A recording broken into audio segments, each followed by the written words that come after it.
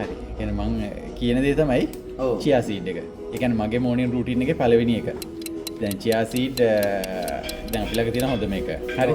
ඒතකොට chia seed සාමාන්‍යයෙන් මේ සැන්දක් විතර තද රස්නේ වතුරට දාන්න ඕනේ. තද රස්නේ වතුරට දාලි වල වතුර එක නිවෙනකල් තියෙනවා. වතුර එක නිවෙනකල් තිබ්බට පස්සේ ඒකේ පොඩි ජෙලි එකක් වගේ හැදෙනවා. ඊට පස්සේ දැන් හිතන්නකෝ ඔයාට ඕනේ සාමාන්‍ය කෙට්ටු වෙන්න කියලා. ඔව්. කෙට්ටු වෙන්න නම් ඕනේ ඒකට ගන්න සාමාන්‍ය පරණ මීපැණි. හරි. දැන් අපලන් තියෙන මාස 6කට වැඩි ඒ කියන්නේ අපිම පරණ කරලා ගෙනලා තියෙන මීපැණි. අලුත් මීපැණිත් තියෙනවා ඕන. ඒ කියන්නේ අපි හිතමුකෝ කෙනෙකුට ඕනේ කෙට්ටු වෙන්න නෙමෙයි. එයා සාමාන්‍ය මේව එකක් තියෙන. එහෙමනම් එයාට අලුත් මීපැණි පාවිච්චි කරන්න පුළුවන්. මීපැණි වල සීන් එක තමයි මීපැණි ආයුර්වේදයේ හැටියට රත් කරන්නේ නැහැ. ඒ කියන්නේ මීමැස්සෝ මීපැණි හොයන්නේ එක එක જાති මල් වල ඉන්නේ. ඔව්. එතකොට මේ මල් වල රත් කරන්න පුළුවන් මල් තියෙනවා, රත් කරන්න නැති මල් තියෙනවා සහ ඒකේ තියෙන එන්සයිම් එක හැටියට මීපැණි රත් කරන්න බෑ. එතකොට අර වතුර සාමාන්‍යයෙන් නිවුනට පස්සේ, ඒ කියන්නේ ඔය ඇඟිල්ල දාන්න පුළුවන් තරමට නිවුනට පස්සේ ඒ chia seed මෙවච් එකට අපිට මීපැණි තේ හැන්දක් විතර දාන්න පුළුවන්. හරි.